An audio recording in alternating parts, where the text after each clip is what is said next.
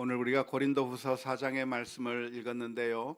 1절 말씀에 보면 이렇게 표현하고 있습니다. 그러므로 우리가 이 직분을 받아 긍휼하심을 입은 대로 낙심하지 아니하고 라고 표현하고 있는데요.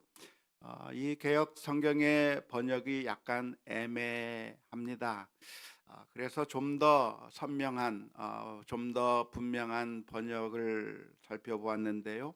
쉬운 성경의 번역에서는 이렇게 번역해 놓았습니다. 그러므로 우리는 하나님의 자비하심에 힘입어 이 직분을 감당하고 있기 때문에 결코 낙심하지 않습니다. 우리가 낙심하지 않는데 그 이유가 무엇인가? 하나님의 자비하심으로 이 직분을 감당하고 있기 때문에 낙심하지 않는다고 그렇게 표현하고 있습니다. 오늘 1절 말씀에서 바울 사도는 고백하기를 우리는 낙심하지 않는다. 낙심하지 않는다라고 이야기하고 있는데 이렇게 말하고 있는 이유가 무엇일까요? 왜 낙심하지 않는다고 말을 하고 있는 것일까요? 그것은 지금 상황이 낙심할 만한 상황이기 때문에 그렇습니다. 지금 상황이 좋지 못한 상황인데 그 상황을 보면서 낙심하지 않는다고 이야기하고 있는 것이라고 충분히 생각할 수 있습니다. 만약 아무런 문제가 없다고 한다면 이런 이야기를 할 필요가 없겠죠. 아무런 문제가 없고 정말 모든 일들이 잘 술술 풀려가고 있다고 한다면 나는 낙심하지 않는다, 우리는 낙심하지 않는다라고 하는 말을 할 필요가 없었을 것입니다. 그런데 지금 이렇게 이야기를 하고 있는 이유가 무엇이냐면 지금 바울 사도가 처한 이 상황이 굉장히 힘들고 어려운 상황이기 때문에 그렇습니다. 지금 돌아가는 상황이 아주 실망스러운 겁니다. 당혹스러운 겁니다. 그래서 정말 낙심될 만한 그런 일을 경험하고 있기 때문에 대부분의 많은 사람들이 이런 상황이라고 한다면 낙심해 버릴 수밖에 없는 그런 상황을 마주하고 있기 때문에 그 상황 가운데서 우리는 낙심하지 않는다라고 이야기하고 있는 것입니다. 도대체 어떤 일이 일어나고 있기에 이런 이야기를 하고 있는 것일까요? 그것은 우리가 고린도 전후서를 살펴보면서 지금 고린도 교회의 상황이 어떠한 상황인가에 대해서 어느 정도 알 수가 있을 겁니다. 바울 사도는 고린도라고 하는 지역에서 정말 최선을 다해서 사역을 했었습니다. 고린도 교회에서 눈물을 흘려가면서 거기서 최선을 다해서 사역을 했었고, 그리고 이제는 그 교회를 떠나서 다른 지역에서 선교 활동을 하기 위해 잠시 떠나 있는 상황입니다. 그런데 바울 사도가 고린도 교회를 떠난 이후에 들려오는 소문은 바울 사도가 이런 편 저런 편을 통해서 듣게 된 고린도 교회의 상황은 정말 실망스러운 내용들 뿐이었습니다. 고린도 교회 안에 도덕적으로 문제가 있다고 하는 소식을 들었습니다. 거룩해야 될 교회가 더러운 죄의 문제가 있었던 것입니다. 뿐만 아니라 이 고린도 교회 내에서는 바울 사도를 욕하는 사람들이 있었습니다. 바울 사도를 비난하는 것이죠. 바울 사도를 욕하는데 바울 사도에 대해서 바울 사도는 가짜다, 사도라고 그렇게 주장하고 다니지만 사실은 바울은 가짜 사도라고 그렇게 비방하는 일들이 고린도 교회 내에서 있었던 겁니다. 뿐만 아니라 지금까지 바울 사도는 예수 그리스도의 복음을 잘 가르쳤는데 나중에 떠난 뒤에 들려오는 소식이 무엇이냐면 이 사람들이 믿음에서 떠나버려서 율법주의로 회귀했다고 하는 이야기도 들리게 된 것이죠. 한마디로 헛수고를 한 것 같은 느낌을 받게 되었습니다. 정말 열심히 최선을 다해서 고린도 교회에서 사역을 했는데 나중에 들리는 소문이 무엇이냐면 지금까지 내가 흘렸던 모든 수고와 헌신들이 아무짝에도 쓸모가 없는 것이 된 것 같은 그런 느낌을 받는 소식들만 듣게 되었던 것이죠. 이런 상황이 되었을 때 우리들이라고 한다면 어떤 마음이 들겠습니까? 어쩌면 배신감이 들 수 있을 겁니다. 어쩌면 실망감에 정말 분노할 수도 있었을 겁니다. 어쩌면 절망하는 마음들이 들었을 수도 있었을 것입니다. 그런데 놀랍게도 오늘 고린도후서 4장 1절에서 표현하는 말이 우리는 낙심하지 않는다. 낙심하지 않는다라고 표현하고 있는 것이죠. 바울 사도는 이런 상황 가운데서 어떻게 이런 고백을 할 수가 있었을까요? 우리도 이런 비슷한 상황을 맞이하게 된다고 한다면 우리는 어떻게 이런 바울 사도와 같은 고백을 할 수가 있을까요? 우선 그 질문에 대답하기 전에 우리가 먼저 살펴보아야 할 것이 있는데요. 여기서 낙심하지 않는다고 하는 말의 의미가 무엇인가를 한번 고민해 보아야 합니다. 도대체 낙심하지 않는다고 하는 말이 어떤 것을 가리킬까요? 우리들에게 요구되는 자세가 낙심하지 말라라고 하는 것이 성경 전체의 가르침이라고 할 수가 있겠는데, 우리 주님께서 우리로 하여금 낙심하지 말라고 말씀하시고 낙심하지 말 것을 우리에게 요구하고 있는데, 도대체 이 낙심하지 말라고 하는 것에 어떤 상태를 가리키는 것인지 우리가 좀 생각을 해 보아야 할 것입니다.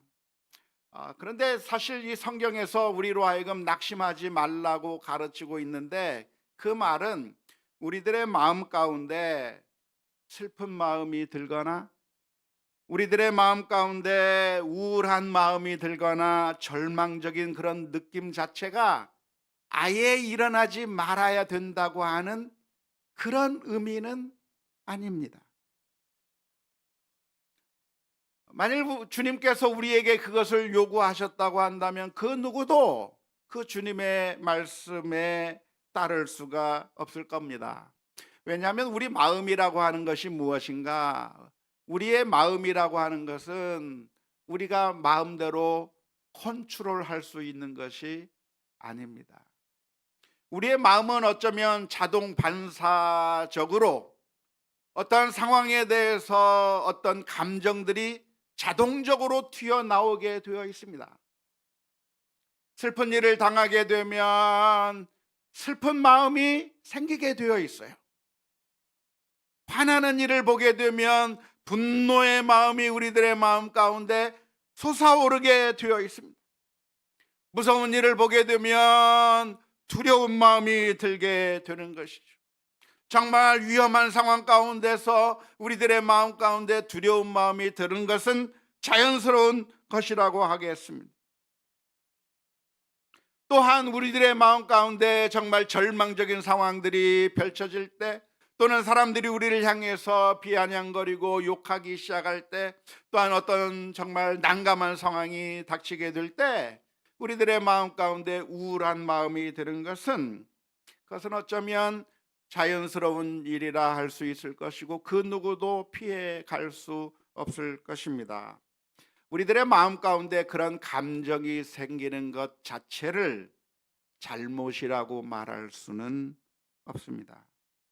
오늘 이 고린도후서 4장 1절에서 바울 사도가 우리는 낙심하지 않는다고 말하고 있는데, 그 이야기는 바울 사도의 마음 가운데 그런 슬픈 감정, 낙심하는 마음, 그런 것들이 전혀 일어나지 않았다고 하는 그런 의미에서 말씀하고 있는 것이 아닙니다.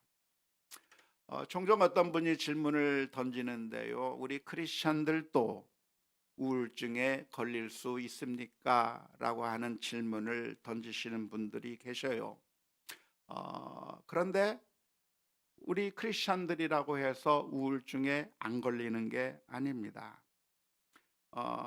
마치 우울증에 걸리게 되면, 우리가 우울증 증세가 우리에게서 나타나게 된다고 한다면 그 사람은 마치 믿음이 없는 사람이고 우울증에 걸리면 그 사람은 문제가 있는 것이고 믿음이 없는 그런 정말 제대로 된 신앙인이 아니라고 하는 그런 생각을 우리가 갖기가 쉬운데요.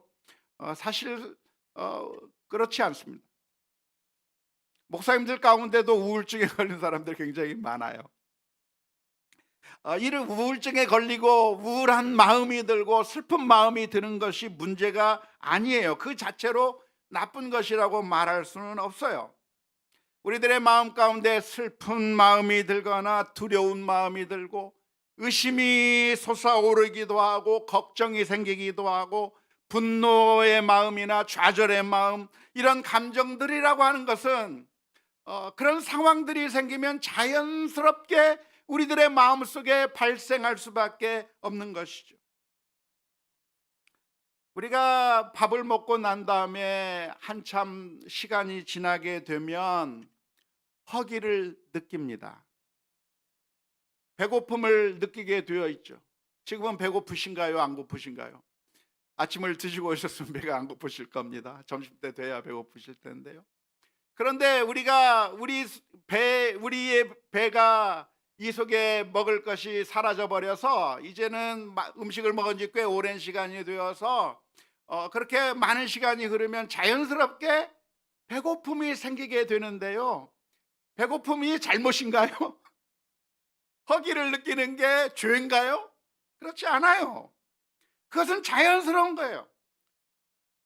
우리가 먹은 것이 없으면, 내 위장 속에 음식물이 들어가 있지 아니하면 허기를 느끼는 것이 자연스러운 것처럼, 우리들의 감정 가운데 무서운 일을 경험하게 되면 두려운 마음이 드는 것이 자연스러운 것이고, 슬픈 일을 당하게 되면 슬픈 마음이 생기는 것이 당연한 것이고, 절망적인 상황이 생기면 그래서 힘이 빠지고 낙심하게 되는 것이 그게 정상인 것이고 자연스러운 것이지, 그것 자체가 믿음이 없는 것이다, 그것 자체가 잘못된 것이다, 크리스찬은 그렇게 하면 안 된다라고 이야기할 수가 없는 것이죠. 문제는 이런 현상들이 생겼을 때 우리가 어떻게 대처하는가입니다.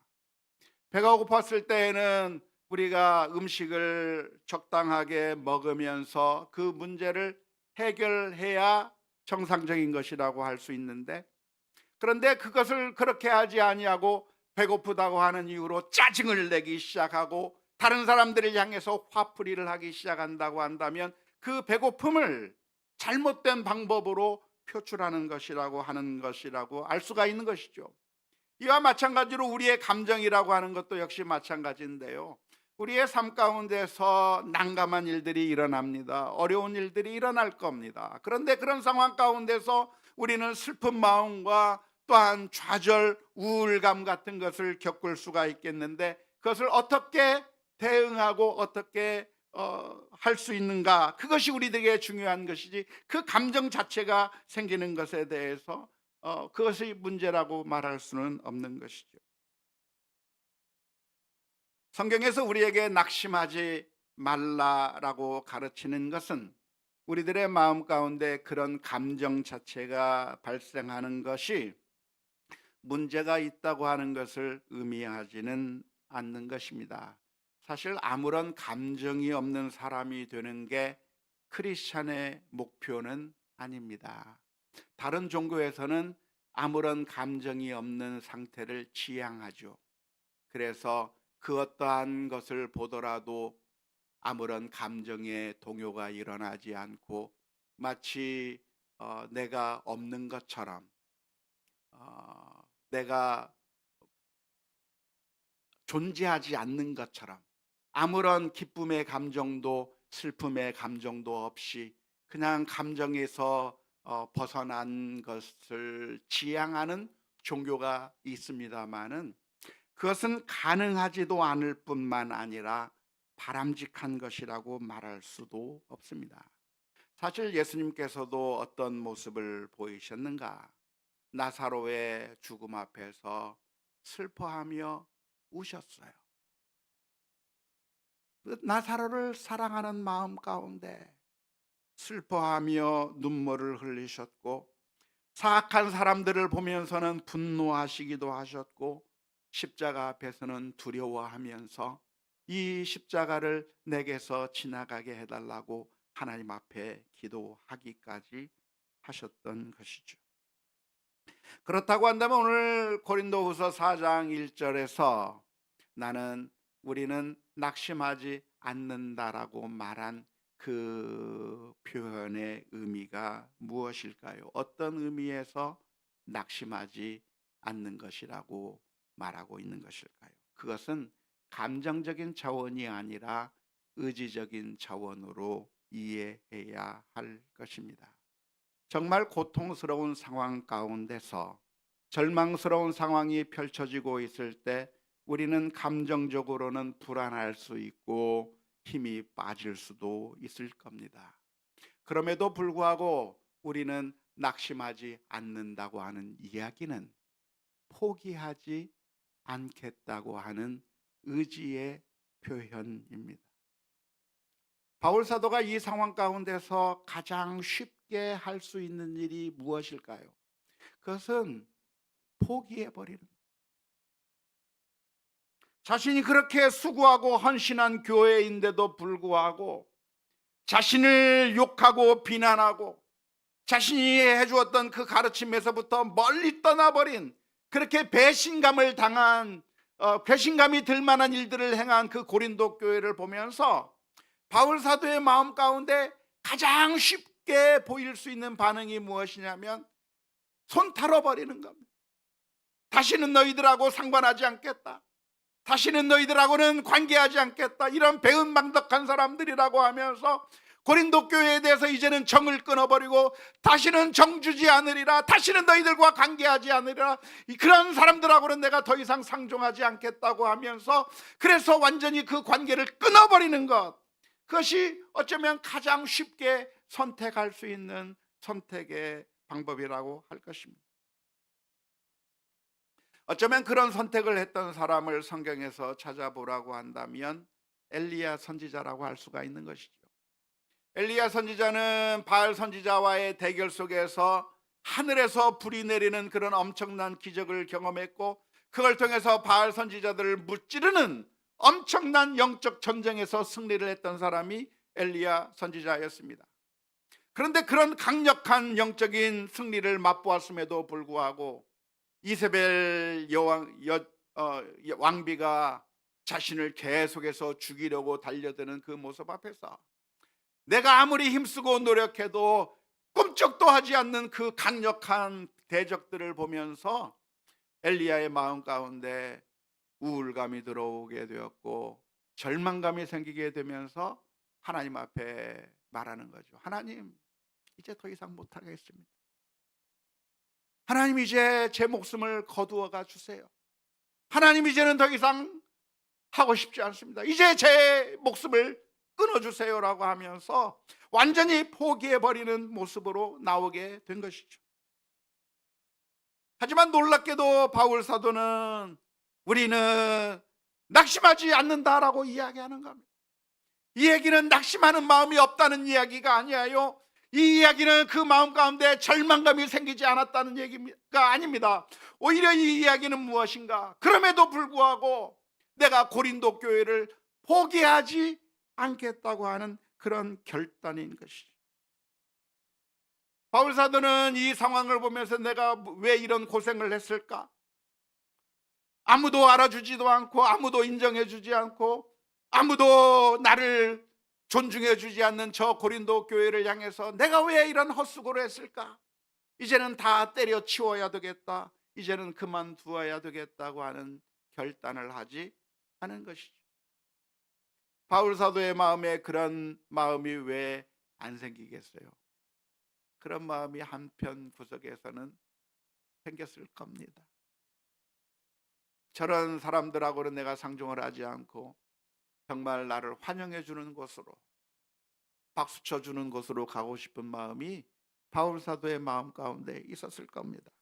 하지만 그러한 마음을 억누르고 나는 낙심하지 않는다, 나는 포기하지 않겠다고 하는 의지를 나타내고 있는 것입니다. 왜 그랬을까요? 왜 바울 사도는 포기하지 않는다고 이야기하고 있는 것일까요? 성경에서는 우리가 이런 상황에 맞이하게 되었을 때 우리도 낙심하지 말 것을 성경에서는 가르치고 있는데, 만일 우리가 이런 상황을 맞이하게 된다고 한다면 우리는 어떤 점에서 낙심하지 않아야 하겠습니까? 성경에서는 우리로 하여금 늘 낙심하지 말 것을 권면하는 말씀이 여러 곳에 기록되어 있는데요. 누가복음 18장 1절 말씀에 보면은 예수께서 그들에게 항상 기도하고 낙심하지 말아야 할 것을 비유로 말씀하여 비유를 말씀해 주신 적이 있습니다. 이 상황 가운데서 예수님께서는 말씀하시는 것이죠. 왜 우리가 낙심하지 말아야 되는가? 그것은 하나님은 불의한 재판관과 다르기 때문이에요. 불의한 재판관은 귀찮고 잘 들어주려고 하지도 않고 외면하는 정말 차가운 그런 사람이 불의한 재판관이죠. 하나님은 어떤 하나님이신가?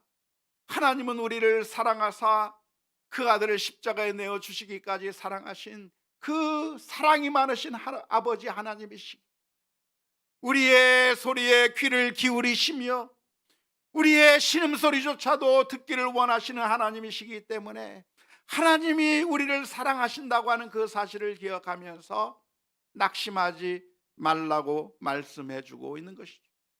지금 우리들에게 일어나는 일들이 무엇인가? 하나님이 외면했기 때문에, 불의한 재판관처럼 귀 기울여 주지 않았기 때문에 일어나는 일이 아니라, 정말 사랑이 많으신 하나님께서 하나님의 그 오묘하신 섭리 가운데 우리들을 인도해 주시고 우리를 훈련시키고 단련시키시고 마침내 복 주시고 마침내 은혜로 인도하시는 그 하나님의 놀라운 사랑을 생각한다면 우리가 기도하다가 낙심할 것이 아니라고 주님께서 가르쳐주고 계시는 것이죠. 뿐만 아니라 우리가 낙심하지 말아야 될 이유가 무엇입니까? 갈라디아서 6장 9절의 말씀에 보면 이렇게 기록합니다. 우리가 선을 행하되 낙심하지 말지니 포기하지 아니하면 때가 이름에 거두리라. 우리의 수고가 헛된 것처럼 보이지만, 그러나 이 세상은 하나님이 다스리시는 것이고 사탄이 다스리기 때문에 우리의 선한 수고가 결국에는 물거품이 돼버리고 아무짝에도 쓸모없는, 우리가 수고하고 헌신했던 것들이 아무런 의미 없이 다 사라져버리는 그런 사탄이 지배하는 세상 가운데 우리가 살고 있는 것이 아니라, 하나님, 선하신 하나님, 전능하신 하나님이 이 온 세상을 주관하고 계시는 그 하나님께서 다스리고 계시기 때문에 우리가 선을 행하는 그 일들이 하나도 허투루 망가져 버리는 것이 아니라, 오늘 흘린 땀과 눈물 방울이 그냥 의미 없이 사라지는 것이 아니라 결국 포기하지 아니하면 하나님의 뜻 가운데서 이루어질 것이기 때문에 낙심하지 말라고 말씀해 주고 있는 것이죠. 오늘 고린도후서 4장 1절에서 우리에게 들려주는 이 바울 사도의 고백은 무엇입니까? 다시 한번 쉬운 성경어로 보면 이렇게 표현하고 있습니다. 그러므로 우리는 하나님의 자비하심에 힘입어 이 직분을 감당하고 있기 때문에 결코 낙심하지 않습니다. 바울 사도가 밝힌 낙심하지 않는 이유, 포기하지 않는 이유가 무엇입니까? 그것은 지금 내가 하는 이 일이 내가 잘나서, 내가 똑똑해서 내가 이 일을 하고 있는 것이 아니라 하나님이 나를 불쌍히 여겨 주셔서, 하나님이 나를 사랑해 주셔서 나 같은 사람에게 이 직분을 맡겨 주셨기 때문에 포기하지 않는다는 얘기입니다. 원래 바울 사도가 어떤 사람이었습니까? 원래 바울 사도는 교회를 핍박하던 사람이었어요. 하나님을 대적하던 하나님의 원수였어요. 그래서 이 바울 사도의 행한 것에 따른 정당한 반응이 있다고 한다면 하나님께서 심판하셔야 마땅한 것이죠. 지금 당장 하나님께서 심판하셔서 영원한 형벌을 내주어도 아무런 항변할 수 없는 그런 너무나도 완악한 이 죄인에게 놀랍게도 하나님께서는 변화시켜 주셔서 사도의 직분을 주신 것입니다. 그렇기 때문에 바울 사도가 고백하는 것이 무엇이냐면, 내가 왜 포기할 수 없는가? 이 직분은 내가 국민 투표해가지고 당당하게 당선되어서 내가 이 직분을 감당하고 있는 것이 아니라, 나는 누구인가? 나는 죄인 중에 괴수요, 정말 하나님의 은혜를 받을 수 없는 그런 사악한 죄인임에도 불구하고 하나님께서 나에게 자비를 베풀어 주셔서 이 일을 맡겨 주셨기 때문에 그 어떠한 고난과 아픔이 있다고 할지라도 나는 포기할 수 없다, 나는 낙심할 수 없다고 이야기하고 있는 것입니다. 오늘 우리들도 역시 마찬가지라고 할 수 있는데요, 우리가 낙심하는 이유가 있다고 한다면 그것은 우리가 우리 자신을 모르기 때문입니다. 교만한 마음을 가지고 있고, 이래봬도 내가 누군데 나 같은 사람을 무시해? 나 같은 사람을 알아주지 못해? 자기 자신을 높이 생각하는 그 순간 우리는 절망하고 쓰러질 수밖에 없습니다.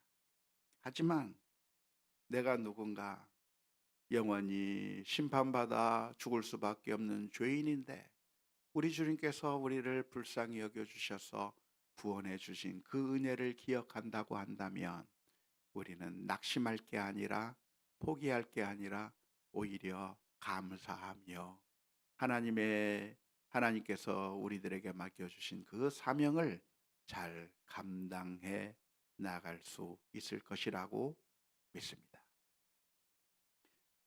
19세기 유명한 부흥사였죠. D.L. 무디라고 하는 목사님이 계셨습니다.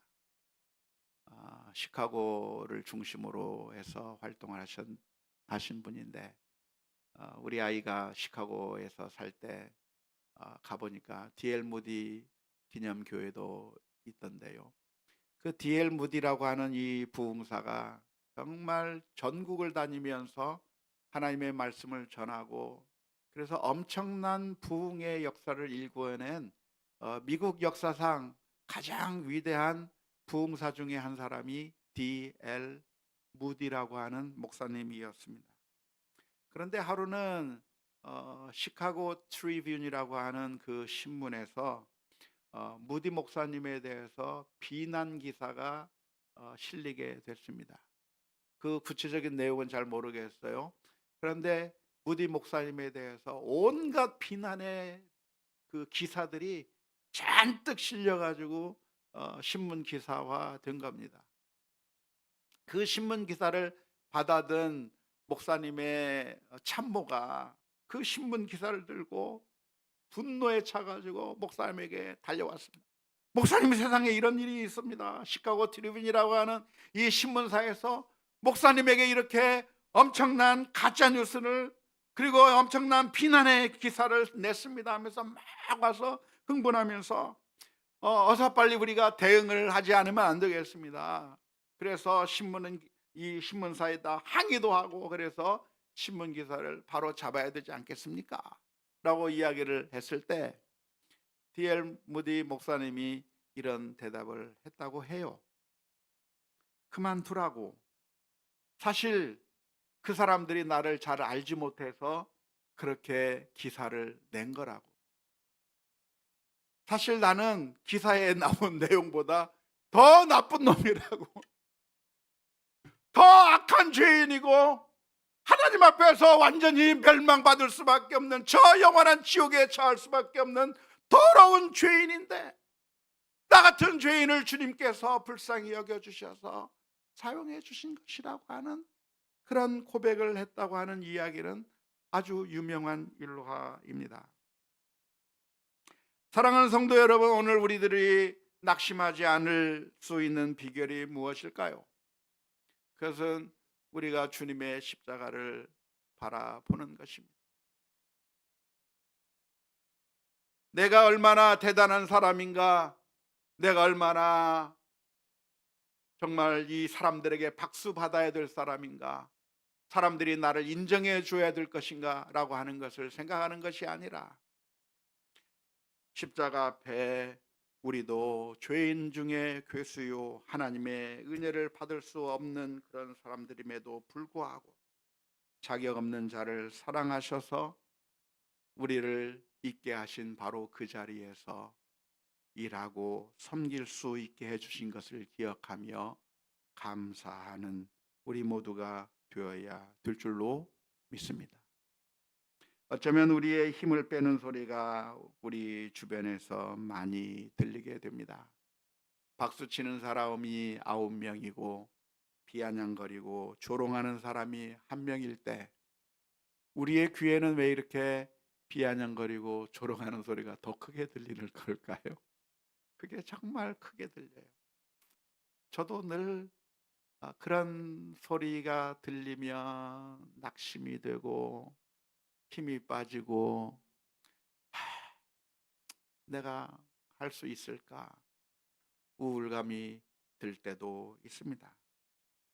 그러나 오늘 우리들의 상황을 바라본다고 한다면 힘이 빠질 수밖에 없고, 우리들의 모습들을 바라본다고 한다면 우리는 절망할 수 있겠지만, 그러나 우리가 낙심하지 않아야 될 이유가 있다고 한다면, 사실 우리 주님께서 우리를 사랑하시고 구원해 주셨기 때문입니다.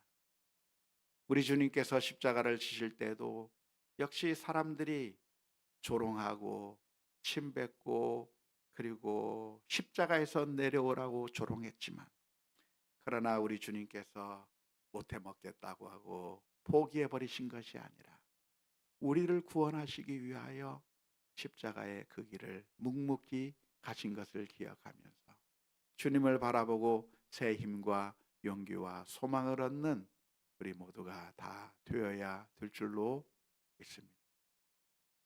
우리 가족들을 보고, 우리 주변의 상황들을 보고, 직장에서 만나는 일들을 보면 늘 실망스러운 것, 좌절할 만한 것들이 많지만, 우리의 시선을 주님 앞에 두고 주님께서 우리를 얼마나 사랑해 주셨는가, 자격이 없는 자를 하나님께서 얼마나 사랑해 주셨는가를 다시 한번 기억하며 믿음으로 승리하는 우리 모두가 다 될 수 있기를 주님의 이름으로 축원합니다.